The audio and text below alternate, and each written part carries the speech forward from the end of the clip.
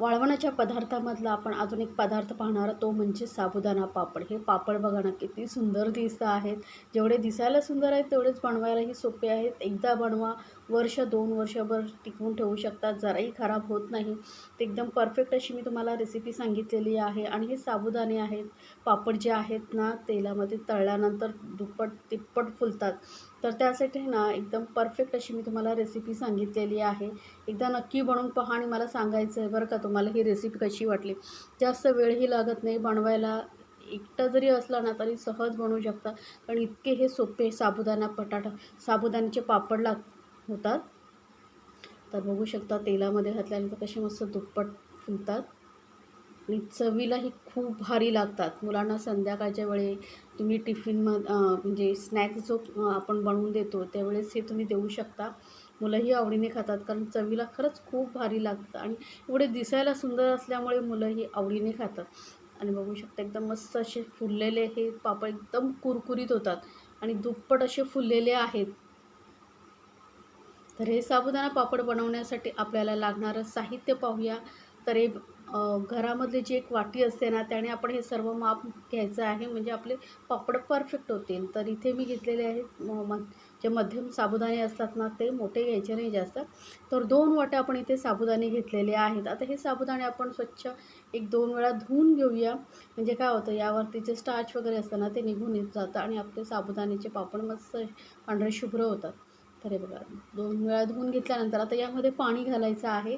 तर पूर्ण साबुदाणा बुडून वरती ना एक अर्धा इंच एवढं पाणी राहील एवढं आपल्याला यामध्ये पाणी घालायचं आहे. आणि याला कमीत कमी 5-6 तास किंवा पूर्ण रात्रभर भिजत ठेवायचं. सकाळी काढायचे असतात त्यामुळे पूर्ण रात्रभर भिजत ठेवायचे. जास्त वेळ झाला तरी काहीही बिघडत नाही. साबुदाणा खराब होत नाही किती वेळही जरी ठेवला तरी. तर आता सकाळ झालेली आहे बघू शकता साबुदाणा छान असा भिजला गेलेला आहे. एकदम नरम झालेला आहे. असा आपल्याला हा साबुदाणा भिजलेला पाहिजे आहे. आता हा हाताने असा मोकळा करून घ्यायचा. म्हणजे काय होईल आपण जेव्हा शिजवायला ठेवू तेव्हा याच्या गुठळ्या होणार नाही. हाताने असा मोकळा करून घ्यायचा. तर हा साबुदाणा बघा मी हाताने व्यवस्थित मोकळा करून घेतलेला आहे. आता आपल्याला पुढे काय करायचं आहे, एक घ्यायची आहे कढई किंवा पातेलं जे घ्याल ते थोडं जाडबुडाचं घ्यायचं म्हणजे काय खाली लागणार नाही.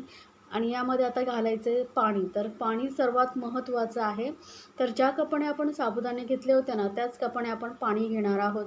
तर 1 कप साबुदाण्यासाठी आपण इथे 4 कप पाणी घेणार आहोत. लक्षात ठेवा 1 कप साबुदाण्याला 4 कप पाणी घ्यायचं. जास्त काही गरज नाही. यामध्ये व्यवस्थित साबुदाणे भिजले जातात म्हणजे साबुदाण्याचे पापड मस्त फुलतात. तर आपण इथे 8 कप पाणी घेणार आहोत. 2 कप साबुदाण्यासाठी इथे 8 कप पाणी मी घेतलेलं आहे. आता हे 8 कप पाणी आपण ठेवूया गॅसवरती आणि याला छान अशी उकळी काढून घ्यायची आहे. पाणी चांगलं गरम पाहिजे. लक्षात ठेवा थंड पाण्यामध्ये साबुदाणे घालायचे नाही. अशी बघा आता छान अशी उकळी यायला लागल्यानंतर यामध्ये घालूया मीठ. तर मीठ ही लक्षात ठेवा कमीच घालायचं आहे. कुठल्याही वाळवणाच्या पदार्थामध्ये मीठ थोडं कमीच घालायचं. तर इथे एक छोटा चमचा मी मीठ घातलेले आहे. कारण जसं आपण वाळवणाचे पदार्थ सुकवतो ना तेव्हा मग ते मीठ जास्त होतं आणि मग ते खाताना पदार्थ खारट लागतात.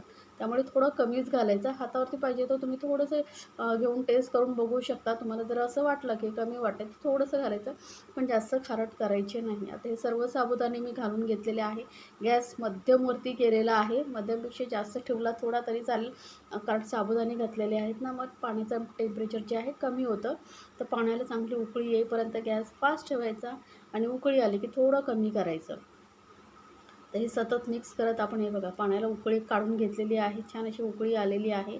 आता गॅस थोडा कमी करते आणि हे साबुदाणे आपल्याला शिजवायला कमीत कमी 7 ते 8 मिनटं लागतात. जास्त वेळही लागत नाही कारण पाण्याचं प्रमाण आपण परफेक्ट ठेवलेलं आहे.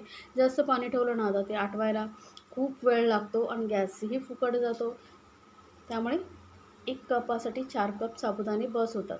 तर आता हे साबुदाण्याला छान अशी उकळी आल्यानंतर आपण याला सतत मिक्स करत राहायचं म्हणजे साबुदाणा एकसमान शिजला जातो. तर या पद्धतीने नक्की बनवून पहा आणि मला सांगायचं आहे बरं का तुम्हाला ही साबुदाणा पापडाची रेसिपी कशी वाटली. याला साबुदाणे पापड म्हणतात, साबुदाणे फेणीही म्हणतात काही लोकं. आता हे काय करणार आहे मी यामधले ना थोडेसे साबुदाणे आपण वरच्यावर काढून घ्यायचे आहेत. अख्खे आहेत तोपर्यंत. हे दाणे टपोरे असे दाणे झालेले आहेत. थोडे ट्रान्सपरंट झाले ना म्हणजे कमीत कमी 4 मिनटं जे आहेत झाली ना आपण शिजत ठेवून, किंवा पण थोडेसे साबुदाणे यामधले काढून घ्यायचे. हे बघा दाणे टपोरे आहेत. आता याचे मी ना 2 भागमध्ये डिवाईड करून घेते, समांतर 2 भाग करते. आता इथे आपण हे जे साबुदाणे काढून घेतले होते यामध्ये ना आपण कलर घालणार आहोत. तर जो खायचा फूड कलर असतो ना तो घालायचा आहे. फक्त एक छोटा पिंच घालायचा आहे, जास्त कलर घालायचा नाही. मस्त असे डार्क कलर होतात. तर इथे मी 2 कलर वापरलेले आहेत, ऑरेंज आणि ग्रीन. तर तुम्हाला जे कलर आवडतात किंवा नाही कलर घालायचा प्लेनही बनवू शकता, पण असं दिसायला सुंदर दिसतात. आणि एवढं जास्त आपण फूड कलरही वापरला नाही ज्यामुळे आपल्या शरीराला याचा त्रास होईल. त्यामुळे फक्त थोडंसं एक पिंच एवढा मी कलर घातलेला आहे. तरी बघा तुमच्याकडे जे कलर असतील, नाहीच कलर आहे तर थोडीशी हळदही तुम्ही घालू शकता. एक पिवळा कलरही दिसायला सुंदर दिसेल. तरी बघा आता तोपर्यंत आपले साबुदाणे छान असे एकदम ट्रान्सपरंट झालेले आहेत, व्यवस्थित शिजले गेलेले आहेत. कमीत कमी 7 ते 8 मिनटं लागतात तुम्हाला हे साबुदाणे शिजवण्यासाठी. ते बघा वरती साबुदाण्याच्या पाठी बघा मस्त चमच्याच्या पाठी साबुदाण्याची मस्त दाटसर लेअर आलेली आहे. आता हे चेक कसं करायचं, तर एक प्लेट घ्यायची, की आपलं साबुदाण्याचं पापडाचं मिश्रण व्यवस्थित झालं आहे की नाही. एक चमचा यावरती घालून बघायचं. बघा घातल्यानंतर हलकंसं पसरलं आहे, जास्त पसरत नाही, तिथल्या तिथेच थांबलेलं आहे. म्हणजे आपलं जर पापडाचं मिश्रण आहे तयार झालेलं आहे. आता या गॅस बंद करूया. व्यवस्थित तसंच राहिलेलं आहे. तर गॅस बंद करते मी आणि हलकं थंड करून घ्यायचं आहे आपल्याला. थोडंसं 2-4 मिनटं ठेवूया असंच. म्हणजे काय होईल, यामधली जी वाफ आहे ती निघून जाईल आणि थंड झाल्यावर हे मिश्रण अजून घट्ट होईल. तर बघा 2-3 मिनटं झालेली आहेत. थोडी वाफ निघून गेल्यानंतर यामध्ये घालते मी हिरवी मिरची. आणि इथे 3-4 हिरव्या मिरची एकदम बारीक चिरून घेतलेल्या आहेत किंवा मिक्सरमध्ये फिरून घ्यायचं आहे. आणि एक मोठा चमचा जिरं घेतलेलं आहे. आता जिरं आणि मिरची ना नंतरच घालायची, कारण काय होतं ना ते उकळतानाच तुम्ही जर जिरं घातलात ना तर त्याचा कलर चेंज होतो, पूर्ण जिऱ्याचा कलर येतो आणि पापड ना थोडं एकदम पिवळसर तुम्हाला तळल्यानंतर दिसतील. त्यामुळे काय करायचं आहे, मिश्रण थंड करून घ्यायचं. आता हे थोडं हलकं थंड झाल्यानंतर बघा किती घट्टसर झालेलं आहे. आता हे प्लास्टिक पेपर एक घ्यायचं आणि त्यावरती आपण हे मिश्रण एक चमचा ठेवायचं. आपोआप ते पसरलं जातं, बघू शकता. हलकंसं तुम्हाला असं वाटलं की शेप बिघडतोय तर थोडंसं तुम्ही चमच्याने सरळ करू शकता. आणि जास्तशी जाड घालायचं नाही बरं का, कारण काय माहितं सुकायलाही जास्त वेळ लागतो आणि असं दिसायलाही छान दिसत नाही एकदम जाडसर असलं की. तळल्यानंतरही छान असे मग फुलतातही, त्यामुळे जास्त घालायचं नाही. आता आपण जे कलरफुल आपण साबुदाणे बनवून ठेवले होते ते अशा थोड्या थोड्या अंतरावरती एक घालून घ्यायचा. दाणेदार असल्यामुळे ते व्यवस्थित उचलता येते. एक उचलायचं आणि असं तुम्हाला जसं आवडतं आहे तसे आपण यावरती ठेवू. हे आपण पापड बनवून घेणार आहोत. तर इथे मी एकावरती 4-4 असे आपण हे एक कलरचे ठेवते आहे. तर बघू शकता मस्त असे आपले हे साबुदाण्याचे पापड दिसतात. याला मस्त एकदम उन्हामध्ये किंवा पंख्यावरतीही तुम्ही वाळवू शकता. तर तुमच्याकडे जास्त ऊन येत नसेल तर फॅन खाली ठेवायचं. 3-4 दिवसामध्ये छान असे वाळले जातील. जर कडक उन्हामध्ये मी ठेवलं तर 2 दिवसामध्ये तुमचे हे पापड तयार होतात. तर आता या पद्धतीने मी हे साबुदाण्याचे पापड बघा असे बनवून घेते. आधी थोडा वेळ पाहिजे असेल तर तुम्ही सर्व साबुदाण्याचे पापड घालून घ्यायचे आणि नंतर वरून हे कलरचे साबुदाणे ठेवलात तरीही चालतील, काही प्रॉब्लेम नाही.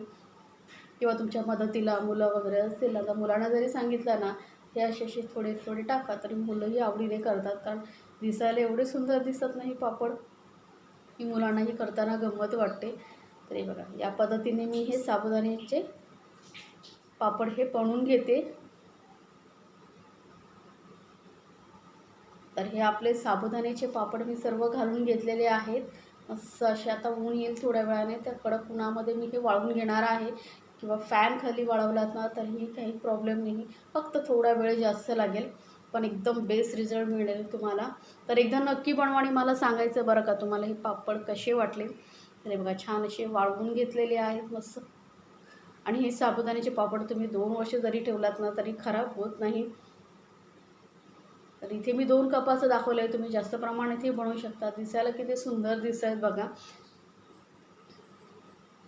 एकदम दुप्पट तिप्पट फुलतात हे साबुदाण्याचे पापड. एअरटाईट डब्यामध्ये भरून ठेवायचे.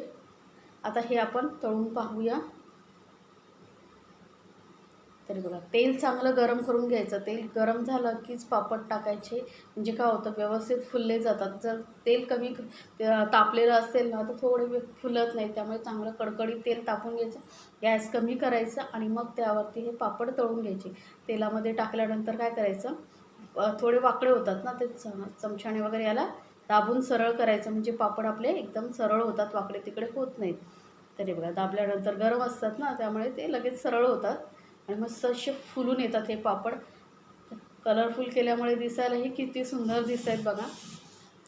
मी रेसिपी कुठून पाहताय तेही मला सांगायचं आणि याआधीही माझ्या चॅनलवरती वाळवणाचे पदार्थ आहेत तेही तुम्ही पाहू शकता.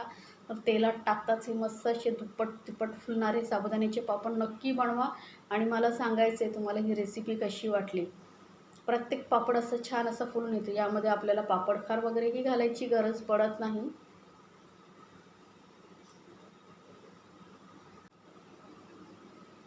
तर हे पापड बघू शकता किती छान असे फुललेले आहे. तुम्हाला मी रिझल्ट समोरच दाखवते. तर बनवा आणि मस्त एन्जॉय करा. पूर्ण पावसाळा हे साबुदाणा पापड आणि किती खुसखुशीत होतात बघा.